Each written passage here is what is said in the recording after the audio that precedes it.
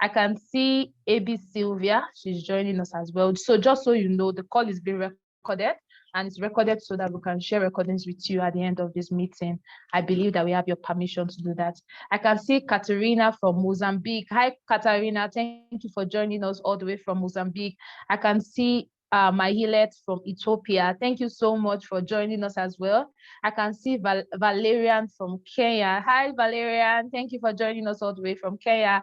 I can see Julie from Canada. Hi, Julie. Thank you for joining us from Canada. I can see Sheila from Kenya. I can see Nawada from Uganda. Yeah, thank you so much, ladies, for joining. Keep it coming. Just register your presence. I can see Clara from Uganda.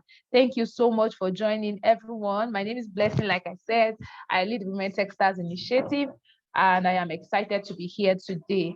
Unfortunately, our executive director, Oladiro Oladipo, is unavoidably absent. She represented Tech for Dev as she picked up the Global Citizen Award over the weekend. And we are really, really excited about the work we do at Tech for Dev. For the people who are joining us for the very first time, Tech for Dev is a non-profit. We established in 2016. We have a mandate. Our mandate is to empower Africans with skills, digital skills, to help build economic, build resilience, to also help them access economic prosperity. We've been doing this since 2016, and we have our impact of over 41,000 people. That's our indirect reach, because all of our programs right now we are becoming global. We have the Women Techsters Initiative. Women Techsters Initiative has a mandate for 2022-2023 to reach 50,000 women across 15 African countries. We are doing that step by step. We currently have the Women Techsters Fellowship going on, where we have over 1,400 women on board across 15 African countries, and some countries that are outside of the 15 African countries. This is their 6th week or their 7th week in class, and they'll be in class for 6 months, and then there'll be internship for some fellows for another 6 months. Then we have Women Techsters Bootcamp.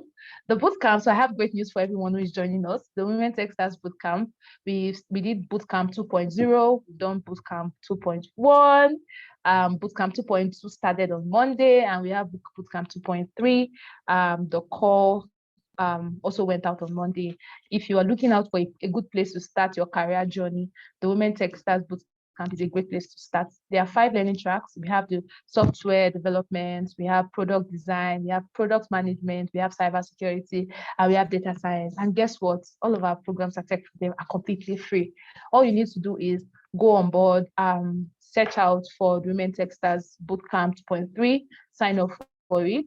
Please take your time to sign up. But before you sign up, you need to have signed up on an Outlook account, and then sign up for it. And then you just might be the next person coming on board. The good thing also for the bootcamp is that in case you did not get in this month, you can get in next month. You just go ahead and improve yourself, and then come back next month, and then you'll be able to get in. The application is ongoing. It will close next week, so please do well to do it now. Do not procrastinate.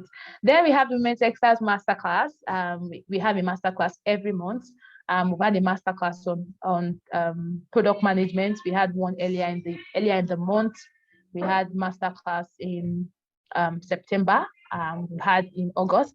We are having another in October. It's an amazing time where we get industry experts or experts in the 8 fields we currently offer to come, speak and, dish knowledge to people. Yeah, so we have the Tech for Dev program. So aside from the Women Techsters Initiative, we have other initiatives that we've been doing in partnership with some state governments, in partnership with some other organizations, like we have the Foreign Commonwealth Development Office, the UKAID. We have Microsoft as our partners. We have a lot that we are doing. Yeah, so as I wrap up and move on, I would like to say a very, special thank you to every of our partners. We wouldn't have gone this far without your support.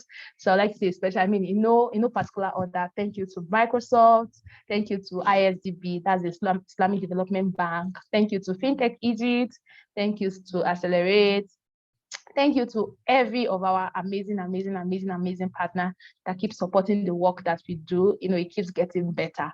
So yes, thank you everyone. Welcome on board. You're in for a really really great time. You are in safe hands. You're here to learn. So as I wrap up, I usually will say this, that you need a couple of things for you to be able to survive, or I mean, for you to maximize these 2 hours that we have today. You need a writing material. So you either want to use your device, or you want to use a physical material. That's your pen and paper. You also need your mind. You need to be here. You need to have an open mind. Remember, you are here to learn, unlearn, and also to relearn. You need to be able to concentrate. So you need to also have stable internet. You need to have your phone charged, or your laptop, or whatever device you are using. You need to have it charged. Then you need to have yourself, I mean, open mind to learn, ask questions where you need to, and trust me, we can't wait to celebrate you, and we can't wait to, speak about you to the world. So yeah, welcome ladies, welcome. This is the Women Techsters Open Day for the September edition. Yeah, so I think I have spent my time here. Remember, I bring love from our executive director, Dira Oladipo, and from every team member at Tech for Them. Thank you, ladies, for joining. Thank you for listening to my session. I'll hand it over to Toyi to continue the ride from here. Toyi, over to you. Thank you so much, Blessing. Thank you for giving us a brief introduction about Tech for Dev and all that we do. I'm sure that the ladies are excited for those that do not know what Tech for Dev stands for at all. So as I said earlier, just after Blessing session, I'm going to be playing a short video. This will further enlighten you on what we do as an organization. And after that, I'll be reading the speaker's bio. So you don't want to go anywhere. So I'll just be sharing the video right now, so you can get to know Tech for Dev a little bit.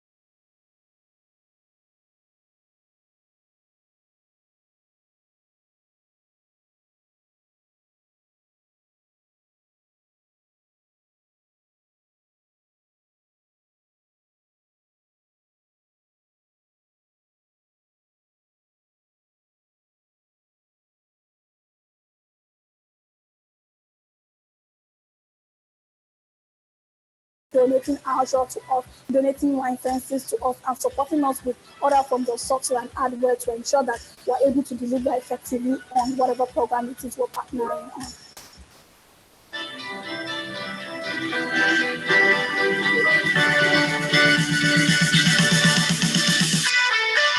There's an African proverb that says that when you train a woman, you train a nation. When you train a woman has the ability to provide some sort of like 3x on ROI or whatever training it is that you give to a woman. If the training is meant to provide some sort of financial freedom, for example, for the woman, which is the case of the Women Techsters, we believe that women are able to then provide for their families, which then immediately also allows for the family's income generation to impact that of their immediate community or impact that of the nation. The problem we're trying to solve when we initiated the Women Techsters program is being able to bring women to partake within the opportunities that exist within the technology ecosystem, and actually finding a balance, which is having more women join the ecosystem to be able to both partake of the opportunities and also be able to contribute to the industry. By 2030, we want 5 million women to be empowered with technical skills and use their skills to either start up their tech-enabled businesses, further their career in the tech space, or establish their own tech startups and tech-enabled businesses. Microsoft has been an amazing and fantastic partner. Just beyond supporting us with funds, has actually gone into supporting us, like giving us technical support, like donating Azure to us, donating licenses to us, and supporting us with other forms of software and hardware to ensure that we're able to deliver effectively on whatever program it is we're partnering on. Today is the meet and greet event that is holding in Lagos State. The meet and greet event is organized for our Women Techsters program beneficiaries to be able to have a physical connect. Because of the COVID-19, we're not able to have a physical meet-up. So most of our training has been carried out virtually, and we have women connecting online. Community building is very important to the Women Techsters initiative. It's a community that allows women to grow, women who haven't ever been in the tech space to grow, encourage themselves, and just keep on pushing themselves to succeed. If I were to describe my experience in the Women Techsters program, awesome. I would say it was phenomenal. For me, it's inspiring, mind-blowing. My experience at the meet and greet has been so beautiful. It was so nice to say, Amaka, you are Favor, you are Asat. So it's been really awesome how that those you related with virtually, you're now able to put a face to the name. I've tried many things. I've tried to go for other classes and they just didn't work out. It looked impossible. At a point, I just felt maybe this is not for me. Tech for the Women Techsters, Microsoft gave me the opportunity to see that it is for me. And it's a big thank you from this end. I'm so grateful that there's a platform like this that other women can join and scale up in tech. I think so much to see that women become better versions of themselves and go out there and explore tech. I thank Microsoft for their open hands, for believing so much in the girl child. I think the best way to appreciate these two wonderful organizations is by not stopping here. To any young woman out there who is trying to get into tech space, I would say, believe in yourself. You can actually do it. Tech is not as difficult as people think it is. There are tons of career paths within technology that even have nothing to do with you writing a line of code. I mean, for example, there's product design, there's product management, there's data analysis, and amongst others. So I would say to every woman, believe in yourself. Whatever you think you can achieve, you can do it.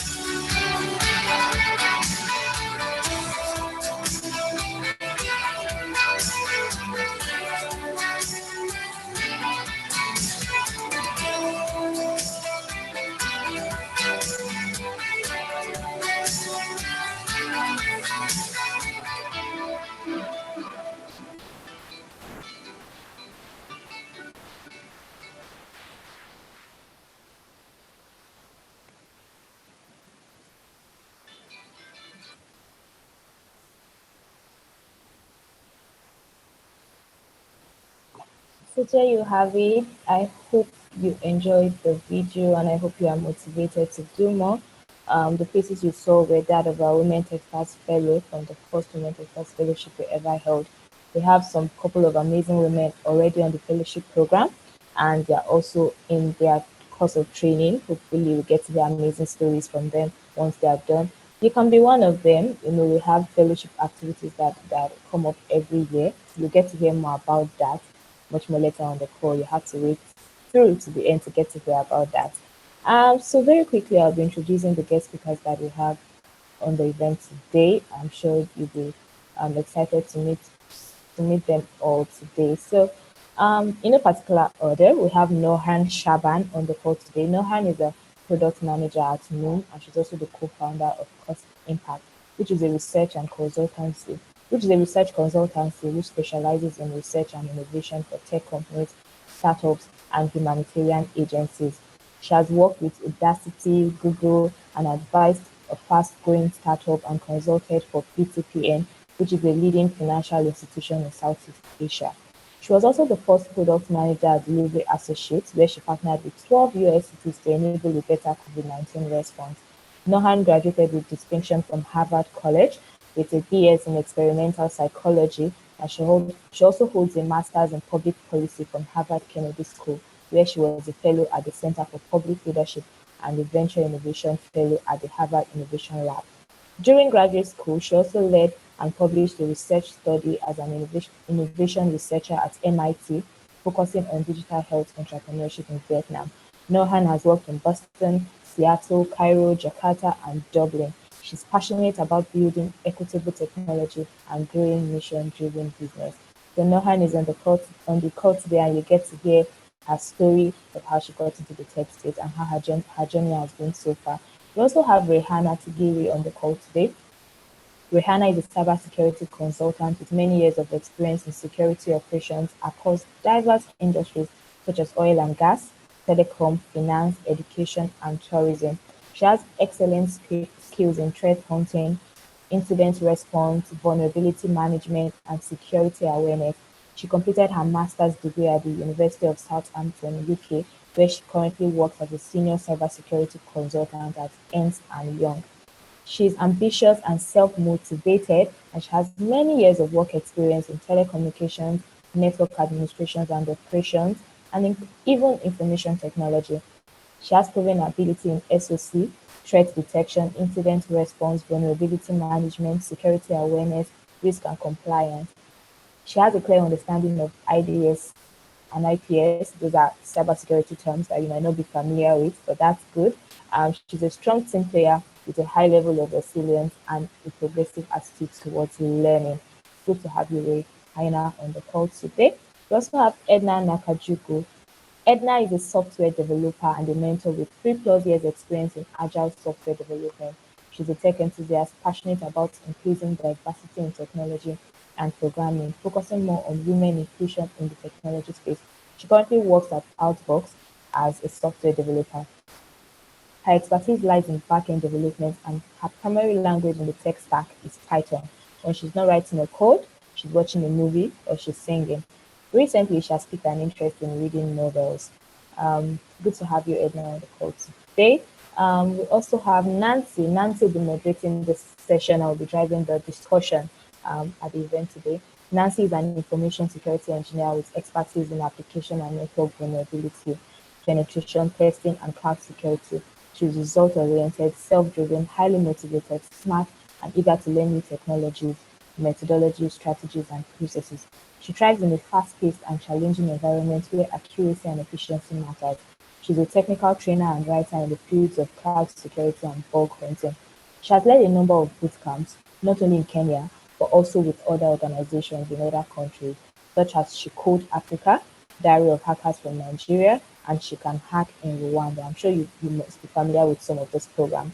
Well, Nancy has led some of those programs and has worked with the organizations that have led some of these programs.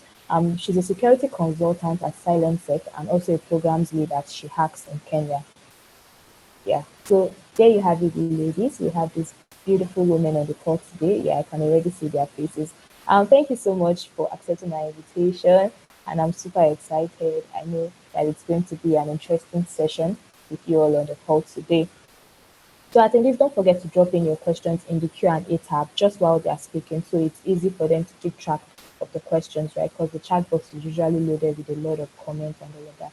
Now you can also share your thoughts, share the things that you have gained from their discussion on social media. You can tweet about it, you can post about it, and you can just tag Tech for Dev, the Women Techsters Open Day. I'm going to be dropping some hashtags that you can use, just so that you can share the discussion highlights on your social media. This way, you're also able to give back by reaching other women that might not be able to attend the call today, but that they can learn from one or two things that you have posted on your social media. So I'll be handing over now to Nancy for the fireside chat. Hi, Nancy. So good to see you.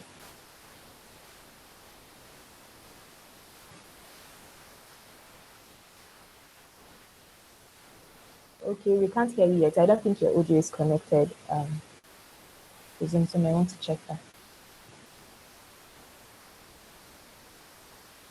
Yes, hi. Okay. Yes, this is much better. Okay. Yes, hi everyone. Thank you, Toyin. Thank you, Tech for Dev, for inviting me here today. So I think so much has been said. I don't know if I should really add anything per se, but yeah, I'm Nancy Murithi. I think I have been part of the Tech for Dev, the Women Techsters cohorts before. but as a cybersecurity judge. So this time I'll be a moderator. So thank you for the invite. Yeah, I think I'll just start. Just a minute. Just give me a minute to. Okay.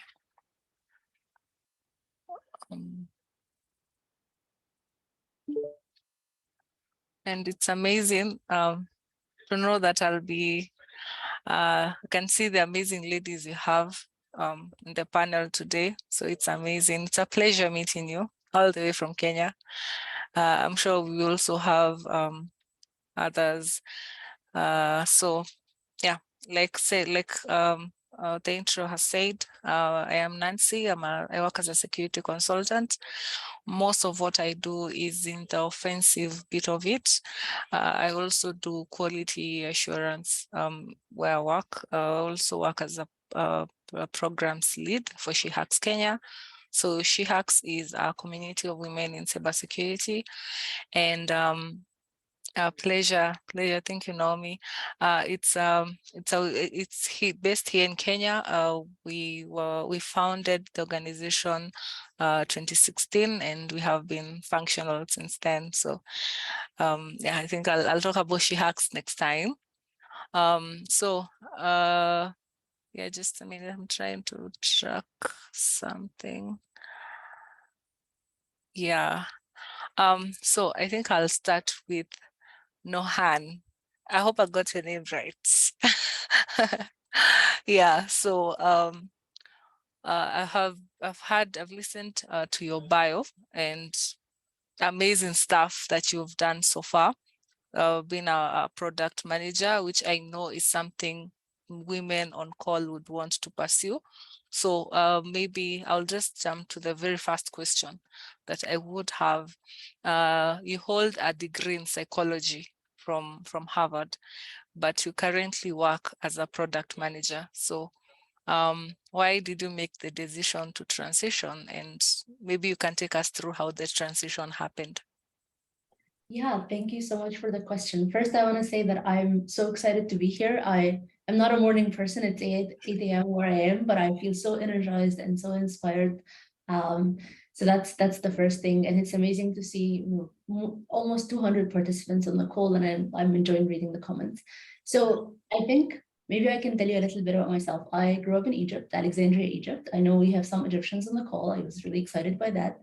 And I never really saw myself, and I didn't even know what tech is. I thought maybe two people built Facebook, never considered it because I didn't think that I was going to enjoy coding. And I was very interested in economic development. I was interested in poverty and really how can we improve the conditions of people and countries. And tech was just didn't occur to me to be one of the things that through which you can do this.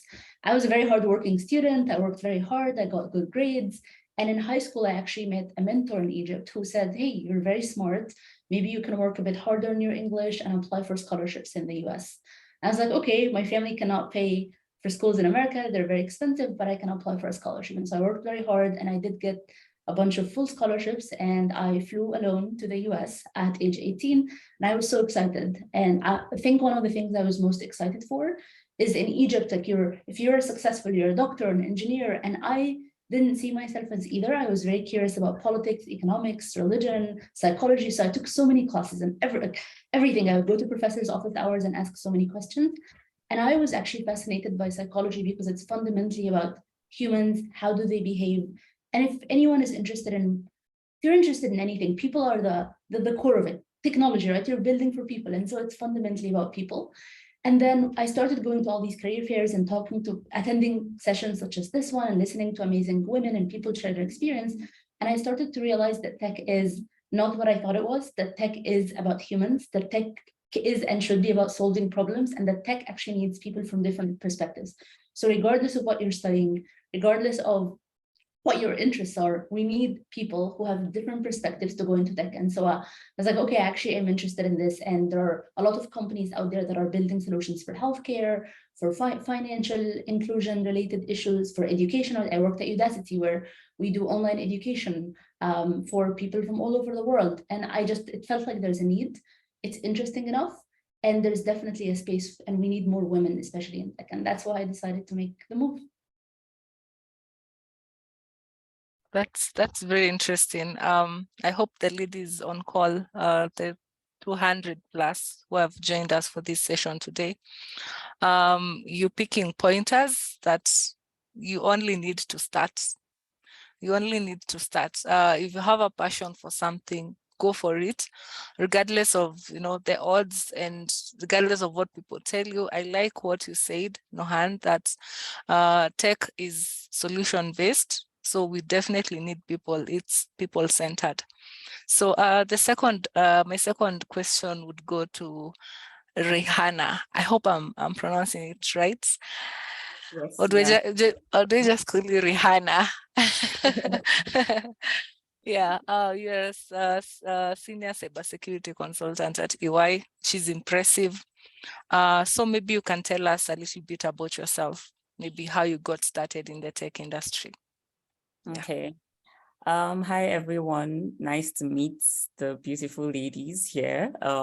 Just excited to be part of this initiative and helping women transition into tech. So for me, I would say just like Nohan said, I actually had no idea what tech was. I didn't even know that it was something that I was going to be interested in because right from high school, initially I was like, okay, I wanted to be a doctor. But of course, when I took chemistry and physics, I knew that, okay, this is not, this is not for me. So I'm like, yeah, I'm not doing this. So, I mean, I had no idea what I wanted to go through, but like, I knew that I didn't want to be a doctor initially.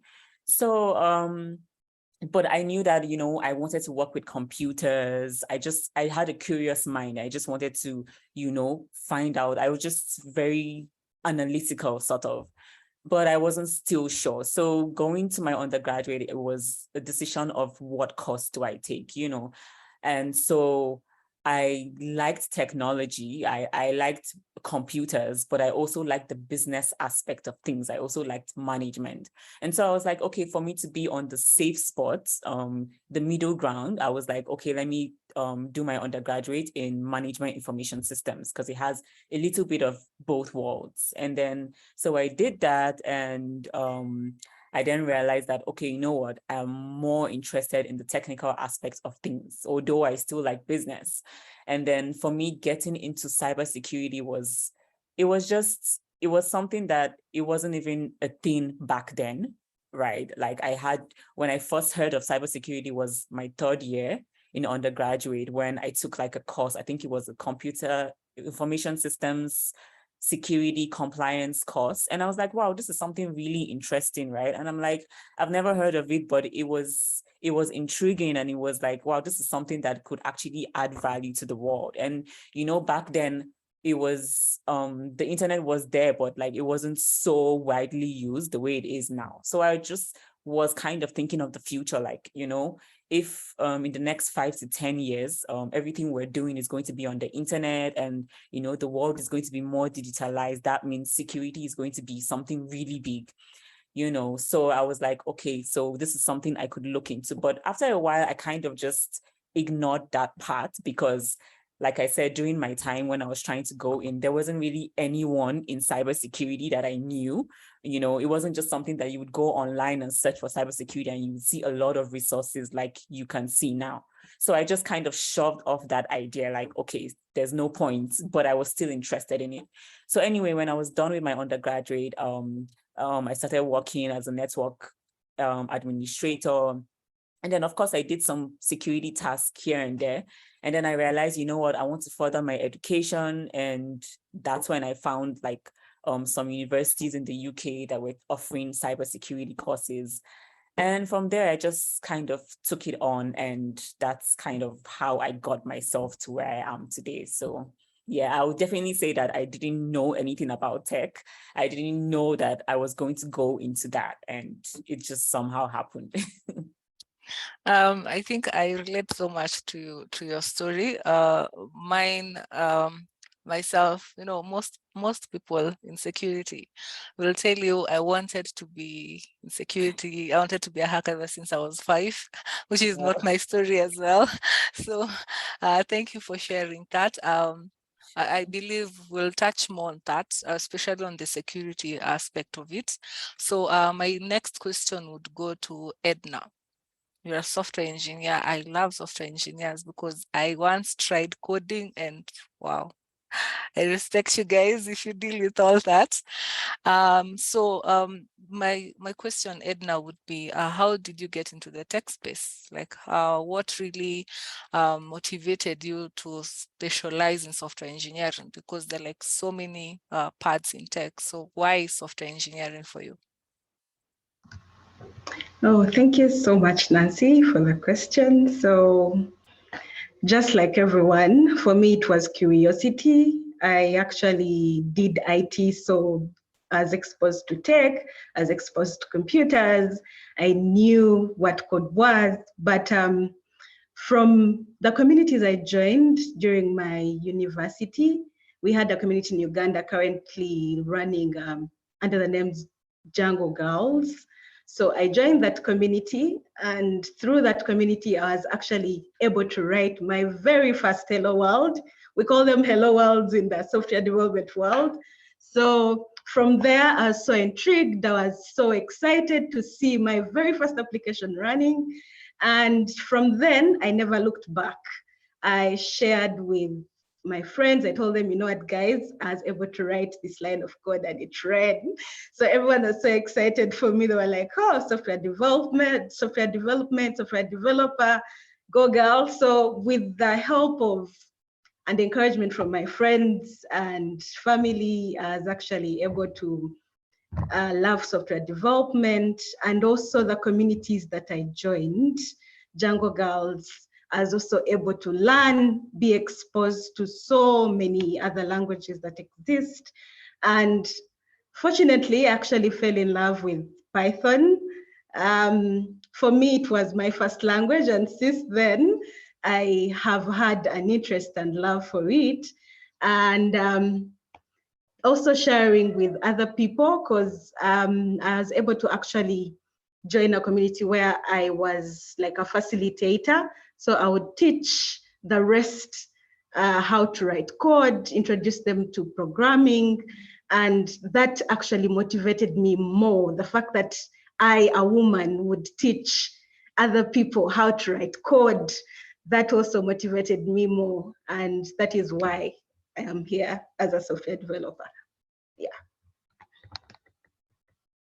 Impressive, impressive. I think I like everything that you have said. I hope I wish I met you and I was still in campus, because there was a lot of noise around being a software engineer, knowing how to code. But I think along the way, I just figured cybersecurity is my thing to actually specialize in. So I like something that you have mentioned around tech communities, right? Very important. I feel it's an underrated topic. People don't discuss just how important having some of these non-technical skills is when you're in the field. So in relation to that, I'll take this next question to Nohan. Nohan, in your journey being a product manager, right? What are some of the resources you would say that help you be who you are, where you are right now? And are there tech communities around product management? Because there's the tech communities for cybersecurity, for coders, for people in IoT, data science. Are there tech communities for product management? Yes, I think community, it's such a great question, because I think community, mentorship, allyship are so, so important. For me, when I first started, I actually didn't know anyone or where these communities are. And so my first place was LinkedIn, which is great. Like, you just go on LinkedIn and you try to search for a friend of friend, someone you know who did product management. And I scheduled a lot of conversations with them. And I said, hey, do you mind chatting with me for 20 minutes or 15 minutes about your experiences? So that was the very first. And every time I asked someone at the very end, hey, are there any books you recommend? any classes you recommend or any communities, authors, anyone I can talk to. And I would write these down. And so I have this document with lots of resources and I would reach out to those people. I think there are also a lot of online communities that are in the EdTech community. So for example, Coursera, Udemy, they have all these classes on product management. And so when I first joined, I took an online class at Udemy actually on product management. And through that class, there was a community and I was interacting with different people. I also think I got a bunch of books, like there's a book called Cracking the PM Interview, which is very important, which was one of the books that helped me the most when I was interviewing. And so that's a book I recommend. I follow a bunch of newsletters, including Lenny's newsletter, which again, just keeps me updated on what's going on. I'm actually currently taking a course at Reforge, which is another community that's online for product managers. And there's the Women in Tech group, which again is for women in tech and women in product actually. So I just actually attended a talk 2 days ago by an author who came, and it's accessible. So I guess the takeaway is be proactive, use every online resource you can. And I think the fact that you are all here today shows that you're super proactive. And so you're already on the right path. Find communities. And if you don't find a community, build one, because I think chances are there are other people who are also looking for community, and support each other out, help each other out, and let's get more women in product management. I love the sound of that. I think you make product management sound very interesting. Maybe I should consider career changes. Huh? So my next question would go to Rihanna. So my question is, we have talked about communities, you have shared how you got started in security. So the next question would be, why cybersecurity? What pushed you to actually decide, I want to do this, because I feel it's something I faced, and a challenge I faced as well. When I was starting out, there were not too many ladies in this field. Did that ever get to you, the imposter syndrome, feeling like, is it the right choice? Maybe you might be in this alone. Maybe you can share your experience on that. Yeah, that's actually a very important question, because I did go through everything you just mentioned now.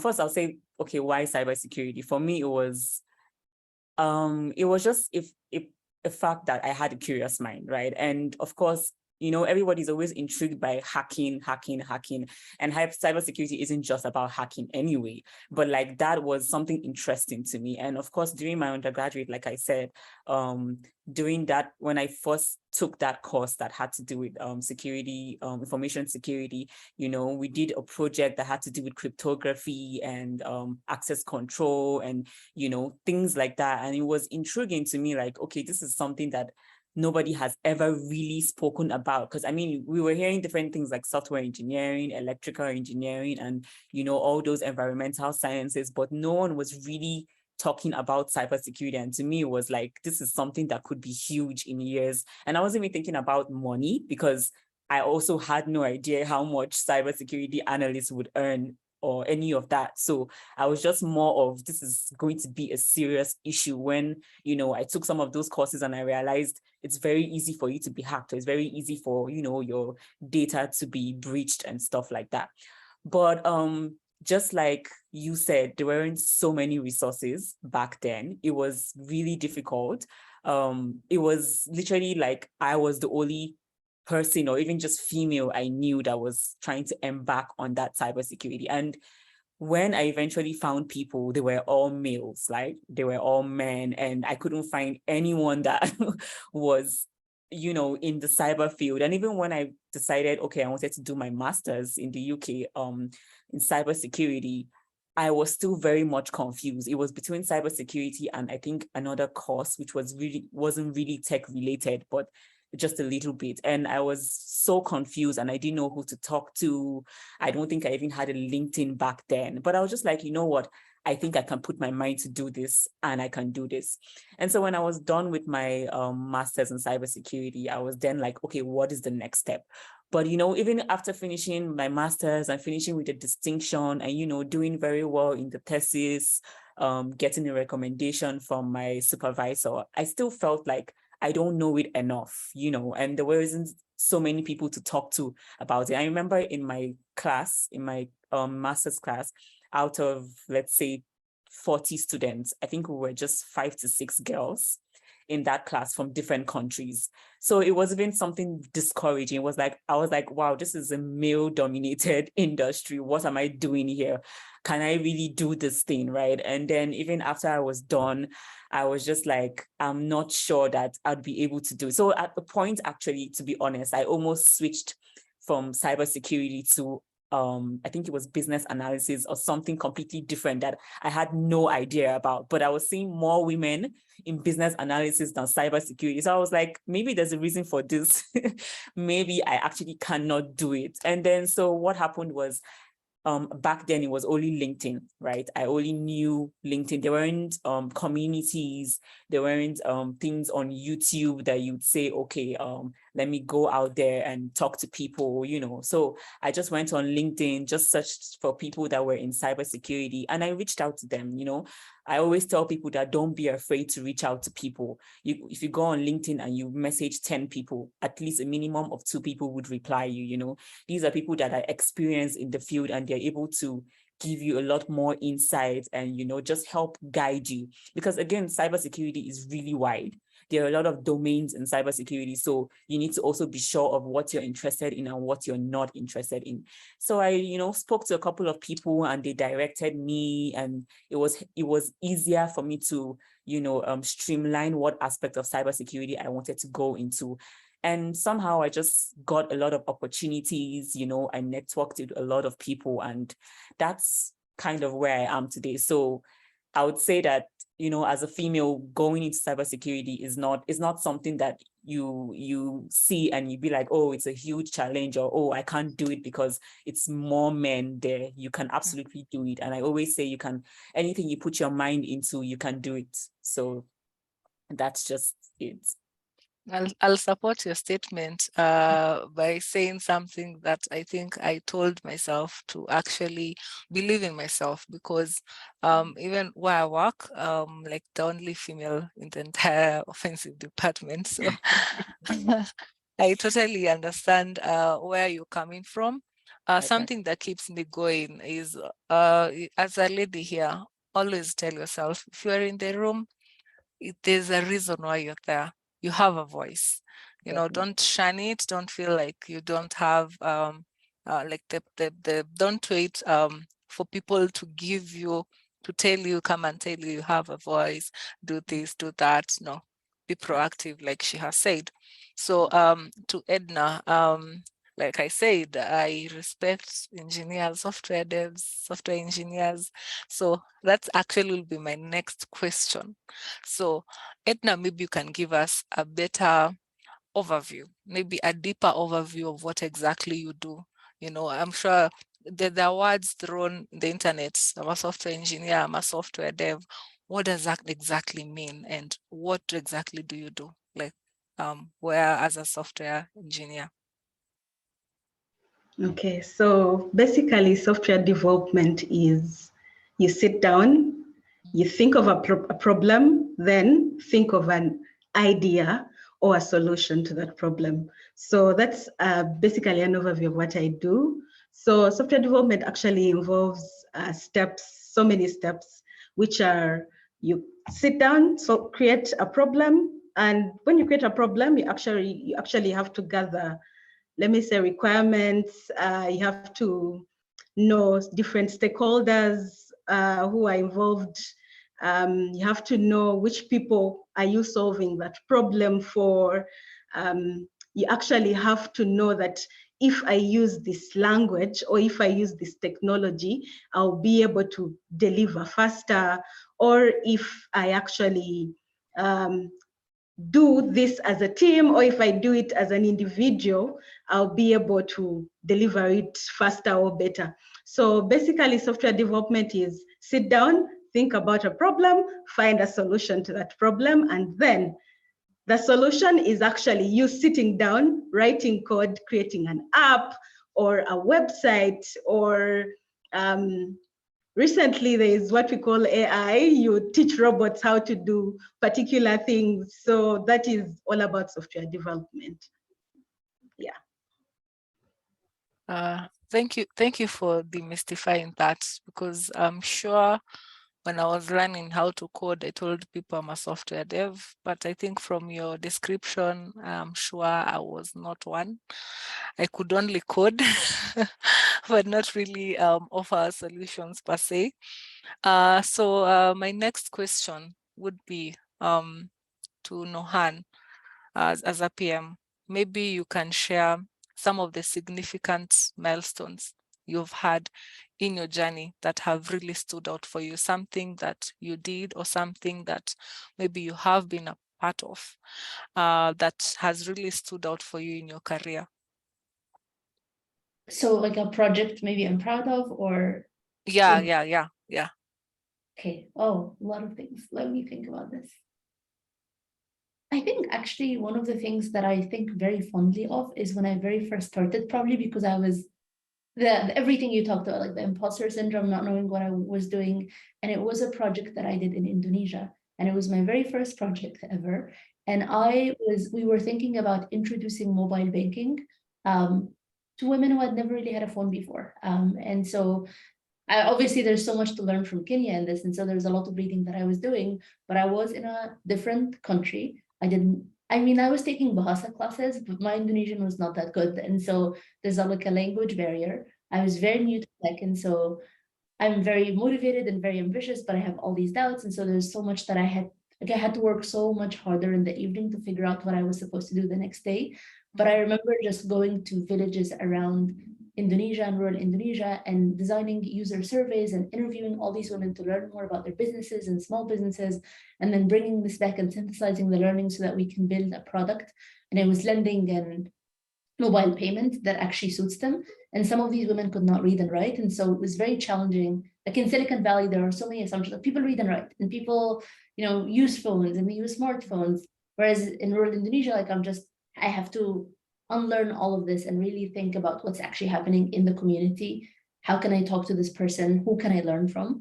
And so I think that's one of the projects I'm actually most proud of, because it was so meaningful, and also I was so new and so nervous, and so there's so much internal challenge around there.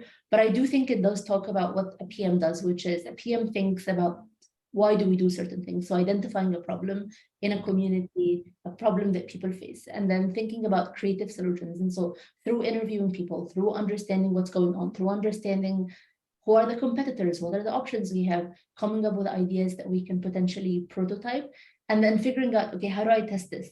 Does it actually work? Are people actually going to use this? Or is it some fancy technology that no one will ever use?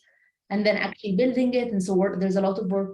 We work very closely with software engineers, and then actually taking it to the market and seeing, okay, is it actually performing the way I thought it was going to perform, or is it all in our heads?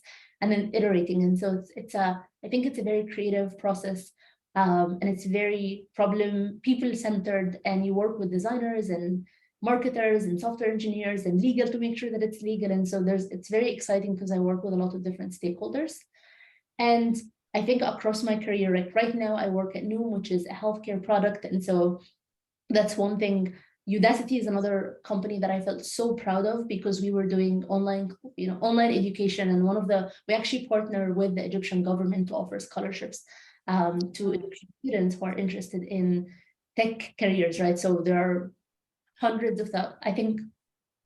of Egyptian students who can apply for the scholarship every year through Udacity, and that's something that I definitely felt proud of. Wow. I think I can agree with the other attendees. You're a powerhouse in yourself. It's very inspiring to hear everything that you've been able to do. And one thing we can pick from that: do it and do it afraid. Because at times you'll tell yourself, you'll convince yourself to wait till the fear or the imposter syndrome is no longer there. But especially for imposter syndrome, I don't think there's a one cure for imposter syndrome, right? I think what happens is being able to manage it, that doesn't cripple you to move forward. So some of the things maybe you can take note of. So my next question goes to Rihanna. For a young lady or a woman who wants to join the tech space, what would you say is maybe the biggest challenge that this lady would face, and what are the advantages? You can give us an overview of both. Okay, so I would say the challenges, there are definitely a lot of challenges. First of all, you're a woman of color. Let's just start with that. And I can start and end with that because you just know what exactly it means to be a woman, one, and then to be a woman of color. Secondly, it's just so many challenges that comes with that.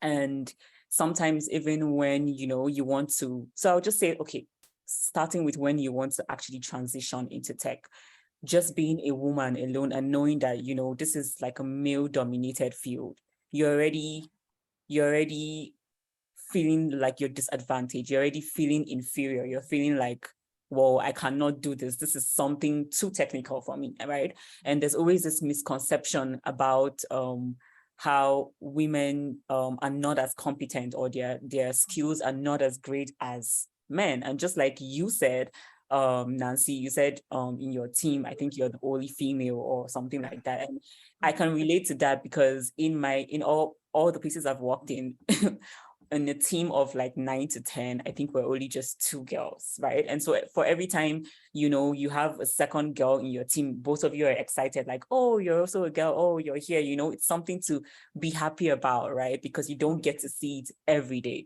So just that, having to deal with that imposter syndrome. And, there's also something you mentioned, which is something that I also had to go through, like the beginning times of my career when, I had a lot of ideas in my head, so many suggestions, some things I want to say, but I just hold myself back, I shy away from actually giving my advice. And I think even my first job or my second job rather, my manager noticed that, and she's like, and he's like, Rihanna, I can tell that you have so many things to say, so I need you to just, start to voice them out. And that's when I realized that, what, it's important to voice what you feel. As a woman, you always feel like you shouldn't be part of the table, you shouldn't have a voice. You just feel like, oh, your male colleagues know better than you. And so that's another thing that is actually important in tech, is the confidence gap. There's this confidence gap. And I'll give you an example. For example, let's say for me, there's a female. I would say my competence level in example Java programming is maybe 80%. And then my male colleague, maybe his competence level is probably 50%. But you find out that the male colleague is, he's more confident, he tells you his onions, and he just boosts of confidence more than you that actually even might know more than him. Why? Because you're just shying away, you're feeling like, I can't do this. You're feeling like nobody's going to hear me and all of that. And I would say the last point is, being a woman, sorry to say, and I'm just calling a spade, we are disadvantaged, and that's the fact about it. Women, it's a men's world, for we, a lot of times a woman will pause her career for 2-3 years because she has to take care of the kids, because she got married, she has to be domestic, she has to provide for the family. She's the one that makes all the sacrifices, right? And I mean, it's not a bad thing, it's not a malicious thing, that is just who we are. But there's this misconception that, oh, if you hire a woman, maybe a manager is like, if I hire a woman, what happens when she gets pregnant and she has to go on her maternity leave? That is a disadvantage for us, things like that. And sometimes they say women are too emotional, we don't know how to separate our personal life from our career life. And it's just a whole bunch of things. But I just want to say, as a woman, you can definitely do it all. Don't let anyone make you feel like, oh, I can't do this because I'm a woman. Oh, I have to just, spend my whole life in the kitchen, spend my whole life taking care of kids, put yourself first a lot of times. And that's where also, if you're married, having a good partner that, I would say a supportive partner that actually supports you being an ambitious woman, you being in the tech field, someone that supports you all through it. So I would say those are some of the challenges that as a woman, you would have to go through, or you would most likely go through trying to transition into tech. But at the end of the day, it pays off. We have women, we have great women in the leadership taking on leadership roles in this tech industry, and it's amazing to see. It's very inspiring, and we definitely need more women in this tech industry. So yeah. Definitely. I feel like that's a really good and precise answer. You're very factual about it, facts that need to be said, things we should not shy away from saying. And I totally second you. Do it and do it afraid, and don't feel that you don't have a voice because you're a woman. I believe that's why we have programs like Women Techsters. We have all these women-centered tech communities for you who is starting out, for you to see if they can do it, I can do it as well. So my next question goes to Edna. Edna, we have talked about the challenges of women joining tech. Some of the challenges, maybe personally, some of our panelists have gone through. So I'll bring it home. What are some of the challenges that you faced or you have faced maybe in the tech workspace? Okay, so just to add on what Rihanna said, first of all, as a woman, when you enter a room full of men, you'll step back, right? You'll be like, oh my God, I'm the only one here, right? So that first of all lowers your confidence, and you will actually make sure, or maybe just make yourself sit at the back of the room all the time, yet you have these great ideas running through your brain every second. And that is one of the most things that are affecting us as women, confidence. And then there's gender bias, where we have people thinking that men actually have a better IQ than women, which is so wrong. It is so wrong. And I would like to tell all the women here that what a man can do, you can actually do. And you can actually, in fact, do better, because we have this sense of organization within us. We have this sense of being, identifying certain things that men can't see, critical thinking. There's a capacity of critical thinking that we have that is higher than men's. And also, some of the other challenges is that we are less exposed, right? Just like Rihanna said, some of our time is taken with our families, our homes, and we actually don't get time to maybe sit down and read about this certain technology that has just come out, right? So by the time the technology comes out for you, you're say maybe somewhere at home, looking after your kids, yet maybe a man is outside there reading the book, watching YouTube about the new technology, and you're less exposed, right? So by the time you're actually given a task, let me say, to do a particular something within that new technology that is out, you have this kind of learning curve that is so steep, right? Yet you would have gotten a chance to actually achieve that particular task in the time you used to take care of your family. Imposter syndrome, that has been 100% in this software development world. It's something that you can't just throw away or wish for it to disappear, right? All I can say is that you just need to keep on saying this, I can do it, I can do it. So I actually tell myself that every time, almost every day, I keep on saying, I can do it. Even when a bigger task is thrown at me, I first sit down, breathe in, breathe out, and be like, I can do it. Then I actually start on my task. Yeah, that's it. Thank you. Thank you. I like what you said about imposter syndrome. I think we have all felt it, or maybe still dealing with it. Like I said earlier on, imposter syndrome, I would say, doesn't have like a one pill kind of cure, like once I'm done, because imposter syndrome has like different triggers. It can be a new job. It can be like we were talking about gender. Maybe you're the only lady. It can be race. We also mentioned that. So imposter syndrome, maybe we could have a longer discussion around that, because I'm sure for the 200 participants here, you've dealt with it. Even if you're still in school, you've somehow dealt with it at some point. So Nohan, maybe the next main question, which I feel this question is very, I'll be very honest. There's so many misconceptions about product managers, right? People have like different ideologies about what product managers do, why like how the career path, because for example, right now we talk about having so much information online, which is it's a blessing. Again, it's a curse.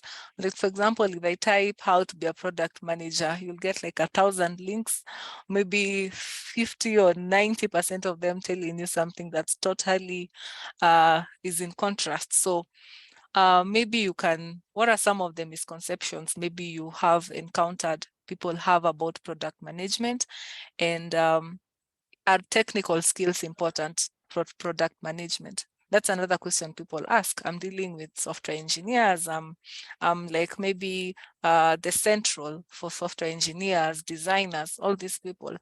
Do I need to know the technicality bit of it to be a product manager?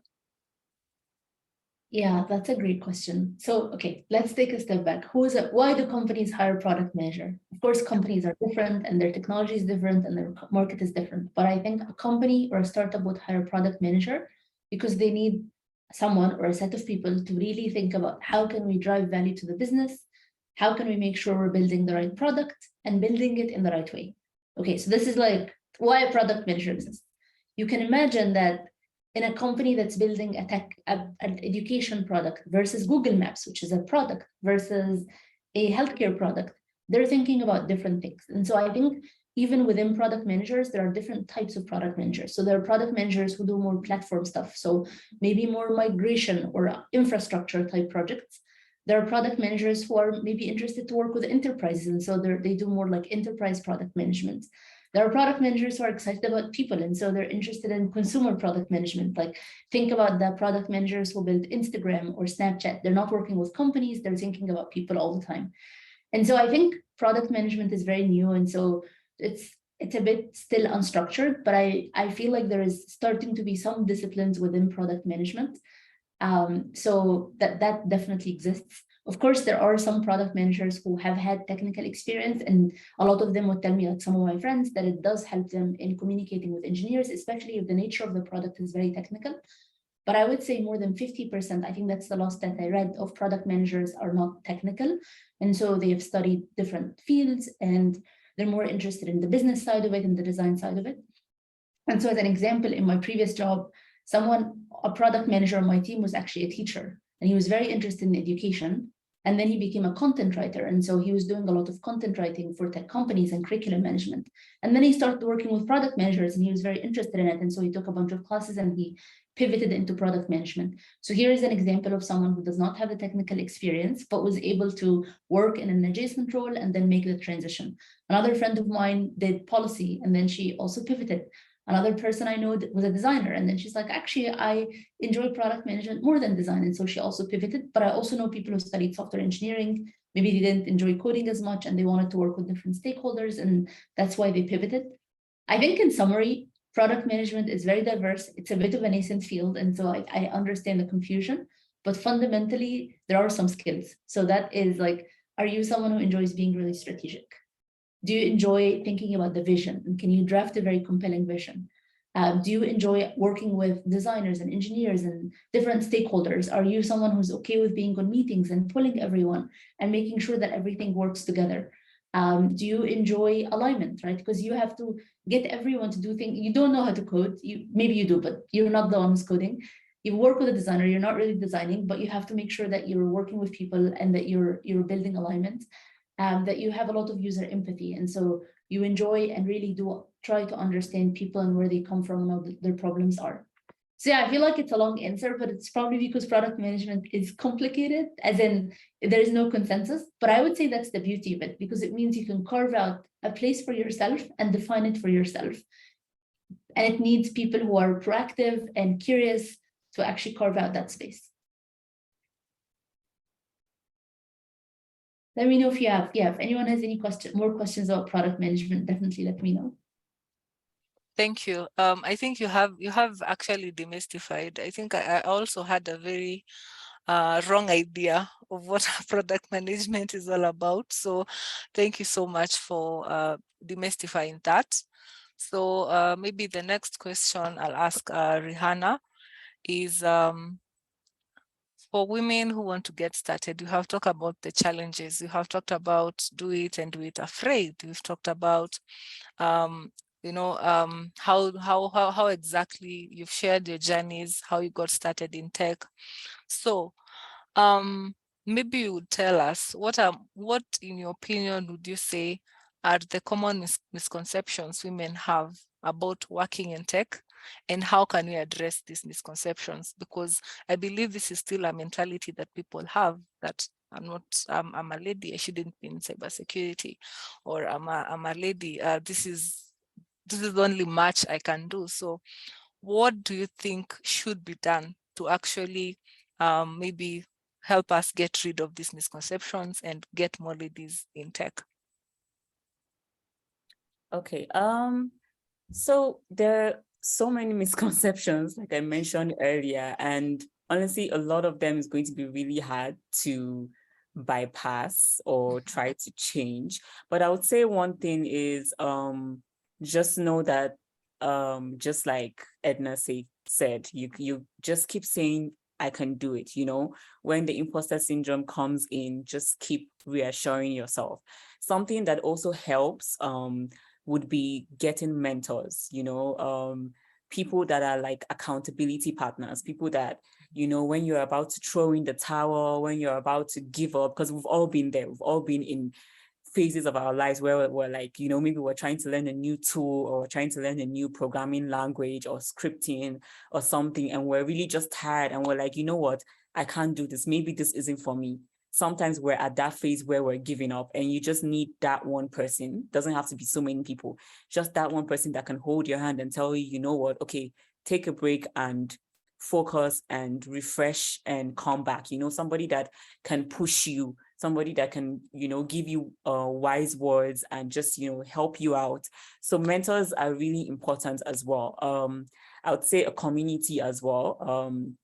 Back when I started into cybersecurity, there weren't really any communities. Right now, if you go on Twitter, I'm pretty sure like every day you're seeing spaces where people are talking about cybersecurity, where women are talking about how to transition into cybersecurity.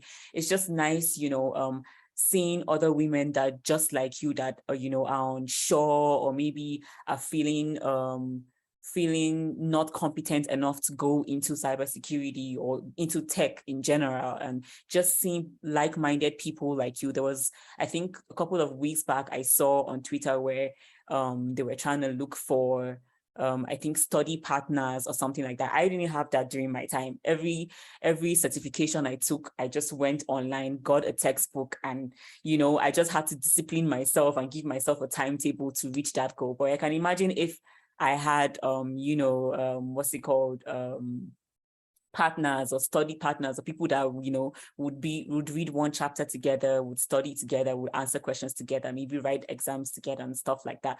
That would have helped me a lot. So that's something that can help you overcome any form of misconceptions.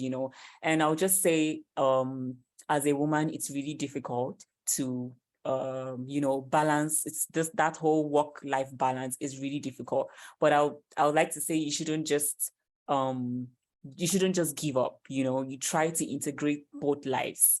Edna mentioned something that was very important. She said, as a woman, when a new tool comes, and this is even specific in cybersecurity, because we know that attackers find ways to attack companies in new ways every day, right? So you have to stay ahead of the game, and that comes up with having new tools that are out. You have to learn how to use them, and then you as a woman, you get back home and you have to cook, you have to clean, you have to take care of the kids. You don't have as much time to catch up skill-wise as your fellow men, right? So it's more difficult for you. But I would like to say that you can still do it regardless of what the situation is. right now I'm using myself as an example. I just gave birth last month, right? But I'm still here. I'm still here having to, share my experience with you guys. I'm still trying to write certifications. I'm still, on my laptop trying to start studying for some exams that I plan to write before the end of the year. So it's not as easy, honestly. Right now, I'm sure if you look at me, you can tell that I haven't slept well because my baby kept me up last night for like so many hours. But like, you have to keep pushing. You have to tell yourself you can do it. And, just try to bypass these misconceptions that women go through every day. So, yeah. Thank you. Thank you. Thank you for sharing that. So the next question would go to Edna. Edna, software engineering as a career, you mentioned what exactly it's about. So what are some of the technical skills or soft skills that you would recommend for someone who's starting out in software development? Because everywhere you go on Twitter, on social media, there's a lot of noise around knowing how to code, learning how to code. But what advice really would you advise a software an aspiring software developer, either the technical skills or the soft skills, or some of the things you feel are key for them? Okay, so first of all, actually software development is 80% soft skills and 10% technical skills. So as a software developer, first of all, you should be able to know, or you should know how to unlearn, learn, and relearn. So this is very key because of the so many trends that come and go. Every day there's a new language. Every day there's a new way to do something. So you need to know how to learn, unlearn, and relearn. Secondly, you should be a critical thinker. So by critical thinking, I actually mean you see beyond what a normal person would see, or you see beyond what the problem is, right? For example, if you're tasked to maybe create a system that is going to collect data for people, right? Think about why is that data being collected? What kind of reports will actually be generated from the data that is being collected? What kind of data is actually needed, right? So all those critical thinking, learning and relearning. Another one would be that you should be actually a good communicator. Most software developers actually don't work alone. We work in teams, and in the teams, there are so many diverse people, like people from different countries, people from different worlds, people from with different cultures. So people work differently. So you should be able to actually collaborate with all of them. You should be able to know your weaknesses. You should be able to know your strength. You're like, I'm good at this, and this is how I'm actually going to drive the team, right? So you should be able to actually communicate that, you know what, I've been given this task, but I request, let me say, for this amount of time to learn this technology, or I will actually take this amount of time to complete my task. So in overview, it's basically soft skills, 100%, yeah.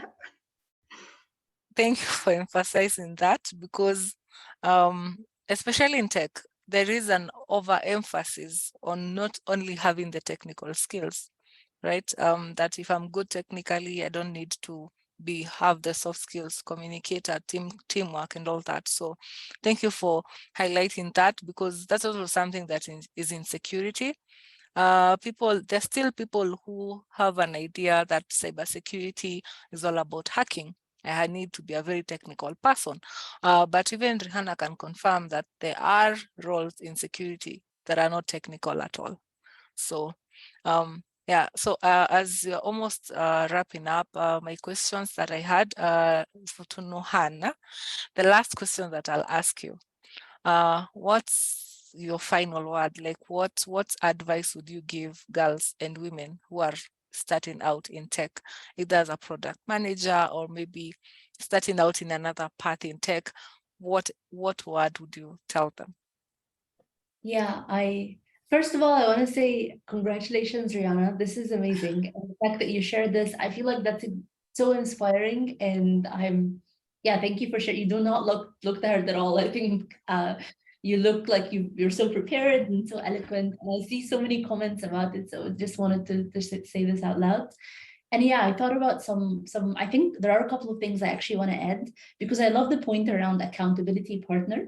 But I want to share an example of a time when I did have an accountability partner and we were practicing. And I think we both were just doing mock interviews to each other. And we're like, yeah, you're doing great. You're doing great. And like, maybe change this. But we were going to all these interviews and getting so many rejections. And at some point, I think it's actually helpful to get experience from someone who's like a couple years older, who's had the job, a mentor, etc. And so I think that I found that there are times when I really try to do it myself. Like I'm so used to studying the book, reading, watching everything that I can and thinking that I can do it alone. But I've learned that sometimes the right mentor can really point out weaknesses or can point out things that are very small that if you change can have a huge impact and it could really shift your whole mindset. So I've learned to ask for help more and not try to be like, I have to spend a year studying this before I ask anyone a single question. So just ask questions, even if you think they're dumb, and get help and get feedback very quickly. And I think in terms of advice, I would really echo what Edna said. Soft skills matter. You cannot get anything done on your own. In school, maybe you can study, get a good grade. You may choose not to talk to anyone and still do well, but in the real world, you work with people and your capability is so limited if you think you can do it alone. And so be curious about people, have coffee chats with them, learn about them, think about what matters to them. And really teamwork is so important. And so that's one thing. I think another thing is take the long-term view. Sometimes we get nervous about, I didn't get this thing, or I didn't do well today, or I'm not where I want to be. Just take the long-term view. Life is long. If you're curious, if you're ambitious, if you're getting help, if you're better than who you were yesterday, you're on the right track. And so just remembering to take the long-term view. I think another thing is the path doesn't have to be linear. And so you don't have to know exactly where you're going. Your path doesn't have to be linear. You can always just learn, assess, and then pivot. And there are so many people who have pivoted careers, pivoted personal choices. And I actually feel like the most successful people I've seen are people who are adaptable and can pivot very quickly and they don't feel very stuck to a specific thing. And then my last thing is well-being matter. Like take care of yourself, enjoy the journey. It's not just about the goal, it's about the journey itself and just enjoying it and showing up as who you are and connecting with people around you. So yeah, I think these are my, not advice, but these are the things I try to remind myself of as well. Thank you. Thank you for sharing that. I think I'll give Rihanna a chance also to share what advice you would give the young women or young ladies starting out in tech. First of all, I would say the first major one, I'll tell you, it's a journey, right? A lot of people just feel like, because we go online and there's so much buzz and noise about tech, and like some people are like, oh, I got my first tech job and I'm earning millions and blah blah blah. So you think it's like a rich scheme, but it's not always like that. People get further in their career sometimes earlier than others, different grades and whatever, but it's a journey, right? Little drops of water make an ocean. So you need to stay focused. You need to start from somewhere. And most times the biggest issue we have sometimes is just starting. You just need to start. And I know so many people that every other day, or let me say every day, really, they are joining how to transition into tech podcast, or they're joining some communities, or they're joining some talk, and they keep joining every day without actually taking that step, without actually going online and, doing some research or starting that course or trying to write that certification. You're just absorbing, but not actually taking any step to do it. You need to always take a step. It's a journey. I would say another thing is ask for help. Just like Norhan said, you sometimes you need someone that is, years ahead of you in that career, someone who is experienced to just guide you, just tell you what you're doing wrong, just give you advice. So don't be afraid to ask for help. Nobody knows it all. Even people who are in the leadership areas or leadership roles in the tech field, they still don't know it all. You know, in my place of work, I still have like the director of cybersecurity or even the managers still coming to ask us some questions about, you know, cybersecurity, because you can't know it all. So it's always good to ask questions, and no one is an island, right? You always need people, you need community, you need help, you need people around you. So just make the most of it. Just don't be on your own saying, oh, I can do this on my own. You probably can, but sometimes it's faster when you have people around you that can help. And I think the last thing I would say is just don't give up. It's difficult, it's challenging. Tech is not something that, you know, it's just ABC and then you're done, or it's something that is just very easy, right? A lot of times it's challenging. A lot of times you would want to give up. A lot of times you want to throw in the towel. A lot of times you want to even switch the path that you are on to say, oh, maybe I should do something that is less technical or something that is less challenging. But whatever you put your mind to, you can do it. Anything you say you want to learn, you can learn anything. That's something I found out, right? And it's definitely doable. So, and then like, you guys have mentioned soft skills are really important as well. People think that, oh, tech is all about just the technical skills you need, the programming, the scripting, the tools, but just, you know, presentation, working in a team. Most times tech jobs have you working in teams of 5 or 10, and you need to know how to, you know, communicate effectively, how to, you know, work in a team, how to contribute. That is really important. I feel like soft skills are one of the things that can actually stand you out and, you know, push you further in your career rather than just the technical skills. And last thing I'll say is just network. Go on LinkedIn, message people, reach out to people, have coffee chats with people, and, you know, things would definitely get better. So just don't give up. If anyone has any questions, you can reach out to me on LinkedIn, and I'll definitely be there to answer any questions that you guys have. Thank you. Edna, maybe you can share your views or your advice to the woman who's starting out in tech.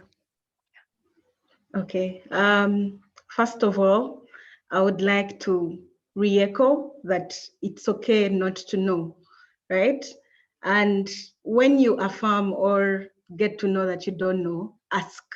Ask even the most silly question that you think is the most silly question in the world. Ask.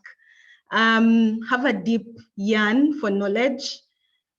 Read, watch videos, join communities where people are actually skilling up in particular things. It may not be of interest by then, but you will actually pick something out of it. The other advice I would have is that start. You will look at things and be like, oh my God, this is so big. I can't actually start. I can't join. I can't be a software developer. I can't be a product manager.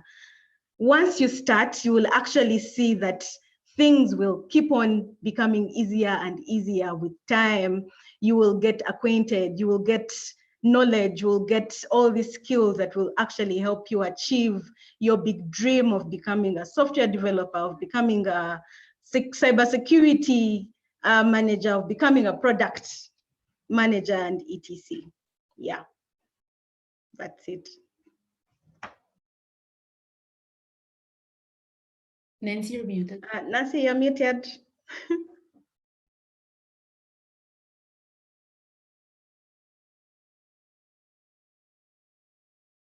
I think your audio is dialed out. You might have to dial in your audio again.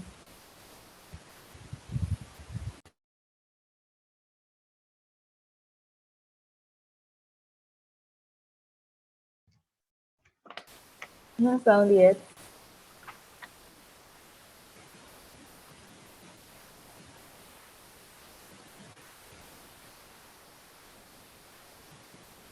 Okay. Yeah, much better. Audible. Okay. So, like I was saying, a lot has been shared here.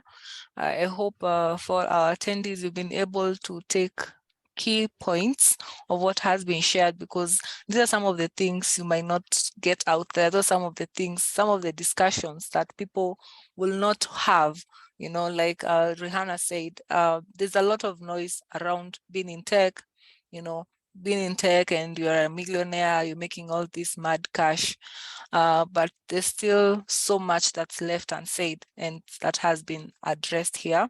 So I think now I'll pick a few questions from the QA chat. Okay, let me see. So yes, I think I'll start with the first one. I think this goes to Edna. How do you, someone is asking, how do I get to crack data structures and algorithms? This has just worn me out in interviews and I'm literally giving up. Actually, data structures and algorithms is one of the topics, let me say, that is being used everywhere when you're doing software development. So one, I would say practice. There are so many online platforms that can actually help you learn. There is HackerRank, there is Karate Code, something like that. So I actually used those platforms, mostly HackerRank, to actually teach me how to think or solve a problem. That is what algorithms are. You write, you solve a problem using code or something. So you actually use those platforms to teach you how to master data structures and algorithms. Then I would also say read documentation. This is very important. Software devs, actually, most of them miss out on reading documentation. So read documentation. These documentations actually hold on information on how to use the different data structures, information on how to manipulate the different data structures that exist. And basically just opens up your mind. You don't see data structures and algorithm just as is. You actually use it in the different language that you're trying to learn. Yeah, platforms and read. Use the platforms, read documentation. Yeah. Yeah, I hope that answers the question. So I think I'll pick this one. I'll forward it to Rihanna. So how do you make sure? I think it's a very important question. Someone has asked, how do I make sure that I'm not bothering a mentor, considering how busy the cybersecurity field is? Because there are people, myself, I have encountered that. I do mentorships for, I think, with like 3 different programs. And sometimes the mentorship journey, maybe if you do mentorship as well, it's not a smooth line. You know, the people who will reach out to you and ask me, I want to know what cybersecurity is, you know, and I'm like, I'll share resources, go do some bit of, you know, research, do some bit of personal study, then we can have a meeting. So this one is asking a very important question. How do I reach out to a mentor without being nagging, you know? I would say honestly, just take the first step and reach out. But there's something that is important that I'll like to point out, right? And we all know that being in tech generally is just, it can be overwhelming, right? And, you know, not everybody has so much time to reply people on LinkedIn, or sometimes you might even see the message, but, you know, you're just overwhelmed and tired that, you know, sometimes you don't even reply on time and stuff. But one thing I would say is if you're reaching out to anyone regarding like questions you have regarding something in the tech world or whatever, for example, cybersecurity, it's always nice for you to kind of do your little research first. Because I mean, think about it. If you come and send me a message and tell me about cybersecurity, it's going to be like, you have to Google the internet. There's so many resources. I shouldn't be the one coming to tell you about cybersecurity. But if you approach me and you be like, okay, so I know this and this, I'm trying to transition to this. I'm at this point and I'm stuck. I need your help. I need your advice. what skills do I need? I'll definitely be happy to, respond to that, because I know that, okay, this person has done some background research, this person knows what they're talking about and all, because like you said, they are always going to be busy. They're always going to be occupied with their own lives, right? So it's just give them a more motivating reason to reply you rather than ignore you, right? But I'll definitely say take the first step. If you send 10 messages to 10 people on LinkedIn, at least 1 or 2 should reply you and, give you a feedback. And also, be nice in the way you approach them, because approach also matters. You can't just come and be demanding things. Also just be, say it in a nice way. But yeah, definitely people are busy for sure, but just try your luck. People are honestly willing to reach out. When I was breaking into cybersecurity, I was shocked. Initially, I was really scared to reach out to people. And then a friend of mine, and she's like, you know what, just try it. She told me her experience on reaching out to people, and a lot of people on LinkedIn were willing to help her. And I was like, are you sure? And she said, yeah, just reach out. And luckily for me, I reached out to a lot of people and I got a lot of response, positive response. People were even willing to do coffee chats with me and video calls and all of that. So yeah, just take the step. Totally. I totally agree with that. I know we don't have much time, but I'll just, because I've seen it's a very common question. People are asking, Nuhan, maybe you'll make it brief, but there's a very common question around product management.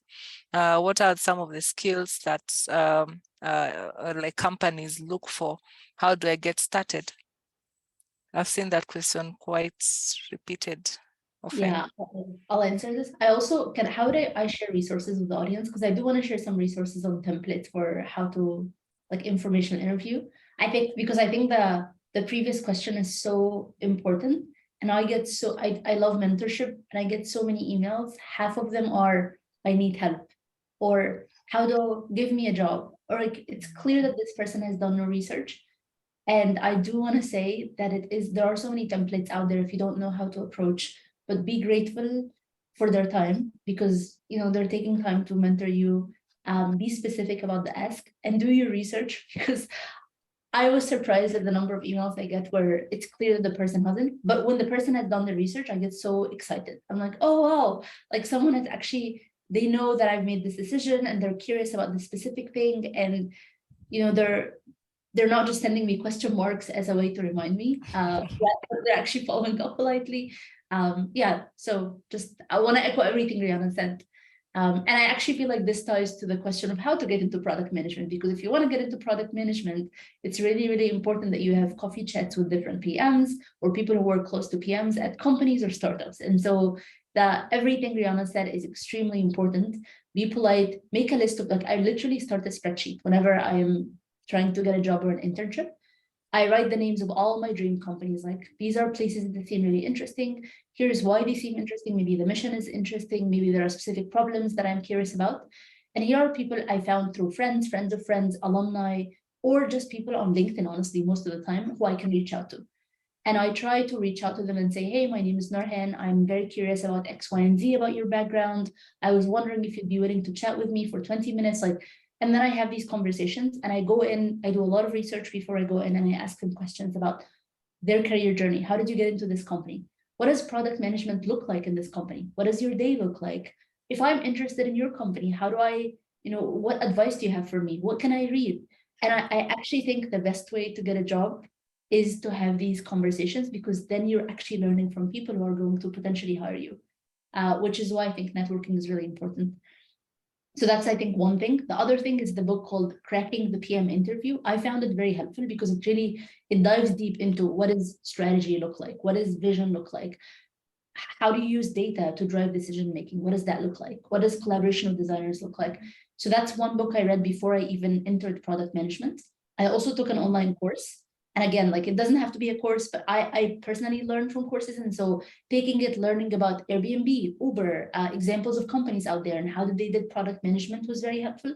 And so work on yourself through courses, through reading online, through preparing for interviews, network. So have all these conversations with people who are product managers, and then, get someone to do your best to write a resume. There are so many examples of good resumes online. I used Stanford has actually a great guide on how to write resumes, and I read it and I tried to follow, like make sure everything is quantifiable. And so look for resources. A lot of universities have free resources. And then also reach out to recruiters and say, hey, I'm interested in, I saw there's an opening, I'm interested in this opening, attached as my resume, and show up, and hopefully you either can get a PM role or a PM adjacent role, and then make your way to a product management. But the way they assess you in the interview is they look at, are you a strategic thinker? Do you use data? Do you work well with other people? Do you have empathy for users? And yeah, like it's a mix of quantitative and qualitative, and it's about how you show up. And it's you also have to really know a lot about the company and have a position. And so if you go to, as a product manager, you can't just go in and know nothing about the company. You really need to understand, what is this company? Who are the competitors? What do they do? Why do they do what they do? So there's a lot of preparation. But again, you're all here today, so I believe in each one of you. Thank you. Thank you. I think that was a very comprehensive answer, which has crossed out the other questions that were related to PM roles. So thank you so much, ladies. I think we have all learned so much. For example, I've learned, when I said I was a software dev, I was definitely lying to myself and everyone else. I told that. And yeah, I myself, maybe my last remarks would be, do it and do it afraid, because the ladies have mentioned the different ways you can brand yourself. Again, branding is very important. Put yourself out there, because someone said your network is your net worth. So always have that in mind. So I think at this point, I'll invite Toyin. I hope I still kept time, but the session was really good. So maybe it was for a good cause. So I'll give back. I'll hand over the session back to the hosts. Thank you so much, guys. It was a pleasure being the moderator, and definitely I'm looking forward to be more involved in the program. Yeah. Thank you so much, Nancy. Indeed, we've learned so much today. And thank you so much to Norhan, Rehana, Edna. It was a pleasure, and it was an amazing moment with everybody. I just spent most of the time reading the comments on the chat box while listening in, of course, and I must say the ladies on the call have learned so much. So we're super grateful as an organization. Thank you for accepting our invitation. Thank you for your time.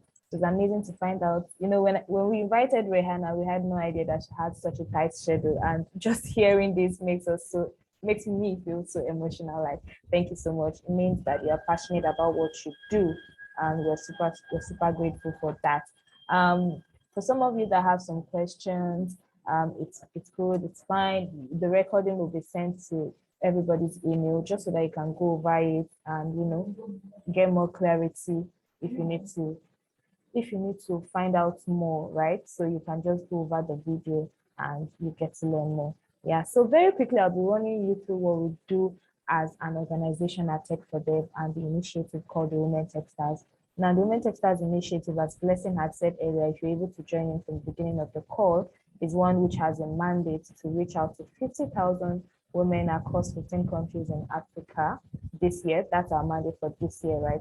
And we have various programs that we have put in place to achieve this, one of which is the Open Day, which you all are currently beneficiaries of, right?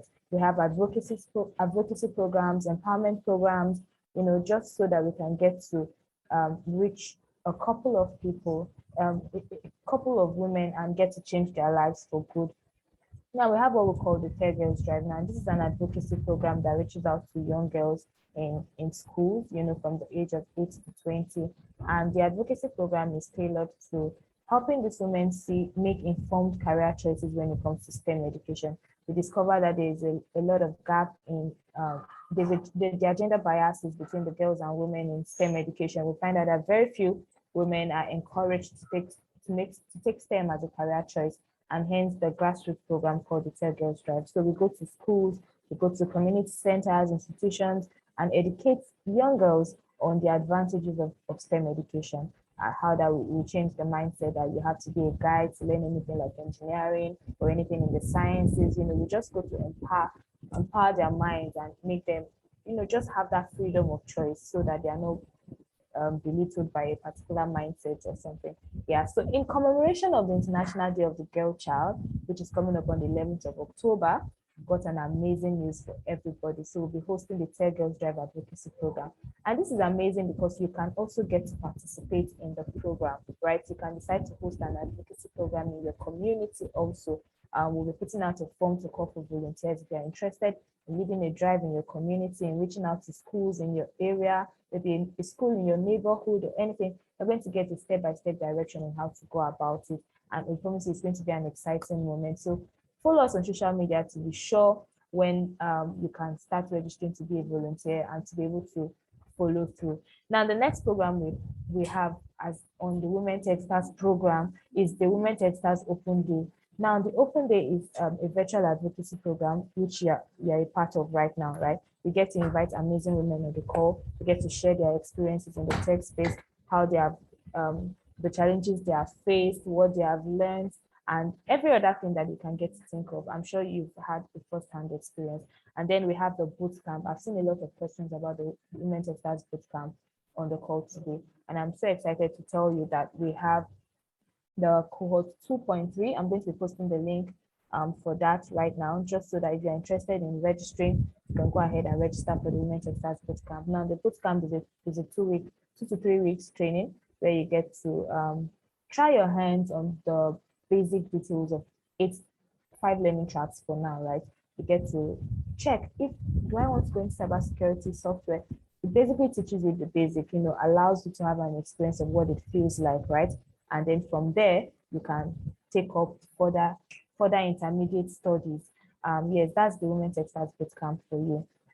Then we have the Women Techsters Fellowship. Now, the fellowship is a more advanced program. It's 1 year long, 6 months hands-on training, and then 6 months internship experience. Yeah, so the fellowship comes up once in a year, right? It's not as frequent as the bootcamp. We already have a particular set already on the fellowship for this year, right? And we'll be having another set coming up next year. So you want to stay tuned on our social media page to find out when that will hold. Lastly, we have the masterclass. The masterclass is an advanced program. Now, the masterclass, in the masterclass, you have to have had series of experience in the tech space, right? It's not for beginners. It's for intermediates, people that are already in a particular learning track and are doing so well in that tech space. So they get to have 2 days with a master facilitator who just breaks down a particular part in your specialized field, be it software, be it blockchain, be it product management. Just takes a particular area in that regards to just break it down. That's the masterclass program is strictly for intermediate. It's not beginner friendly at all. Yeah, so that's that on the program to offer at Tech for Them under the Women Techsters initiative. So very quickly, I'll be handing over. Okay, I can see a question, how do you register for the fellowship? Well, registration for the fellowship is not yet on. Like I said, it's once in a year. So you have to hold on till after this current fellows graduates, but we'll be having another fellowship program next year, sometime in April, sorry.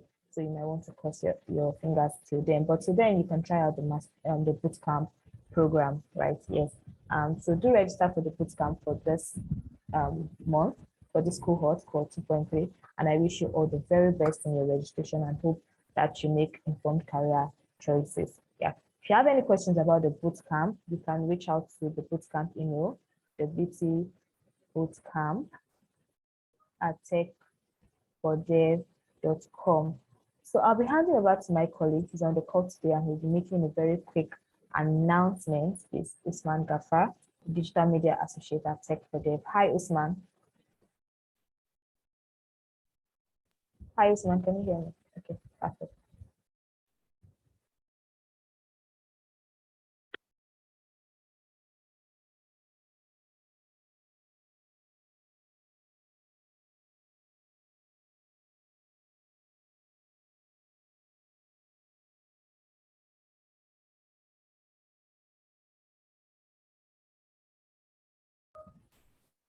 Oh, okay. So sorry. Usman is not able to communicate. He's having connectivity issues. However, there's a productivity challenge that we are having at Tech for Dev, and we would like you to be a part of it. Maybe you probably have career goals that you want to achieve and you need an accountability partner, right? So yes. So the productivity challenge helps you to keep track of what it is you're doing in the tech space and how far you are going. I'm going to be posting the content of that just very briefly so that you can be a part of it. Now we're going to be able to help you. I seem to find my chat box anymore. Okay, yeah. So we're going to be able to help you keep track of your commitments, the commitments that you have made to grow in your career path, right? So that's just what the productivity challenge is about. So you get to share the things that you are doing. It's going to span from the month of October through the month of October. That's from 1st October to 30th of October. It's a 30-day challenge. So you're going to be sharing the things that you have learned, what it is that you want people to know. Okay, Usman is already sharing that here. So that's the Get DP. So what you do is to use the Get DP to put in your pictures. Once your pictures is on the Get DP, you share it on your social media page. So every day in the month of October, you share something that you have done as regards to career growth or something that you have learned when it comes to your tech journey. It's going to be an interesting one, and I don't want you to miss out of it. So definitely use the link. I'm going to post it again. But Usman, you can help us repost it again, yeah, to join the challenge. So you can use the Get the link. And you can also follow us on social media at Tech for Dev. Usman, if you can just post the link, the direct links to our social media handle, that would be nice, just so that they can also get details of what the challenge is about. So I can see a couple of messages talking about the boot camp, how that they didn't get any response. Well, it's important that you follow all the guidelines that are stated in the boot camp. I know that an Outlook account is one major requirement, and you need to create an Outlook account. You need to be sure that you have access to that Outlook email, right? So those are some requirements that you have to take very, very seriously, because you might probably have dropped an email or probably be sending emails and you don't have access to see that you got in or anything like that. So it's important to read through the instructions before applying. The bootcamp is quite easy to get into if you follow instructions. So when you're trying to apply for Code 2.3, ensure you read through the instructions. Read it not once, not twice, not thrice, 4 or 5 times if need be, just to ensure that you get everything right. So thank you so much, everyone. It's been an amazing session with you all on the call today. Yes, you can reapply and you can attend the bootcamp as many times as you want. It's an opportunity for you to get to figure out what it is that you want to do in the tech space. So thank you once again to our speakers, to Nohan, to Rehana, to Edna, to Nancy. It's amazing having you all on the call today. Looking forward to seeing all the ladies on the call again next month at the October edition of the Women Techsters Open Day. Till then, bye-bye. Do have a wonderful day.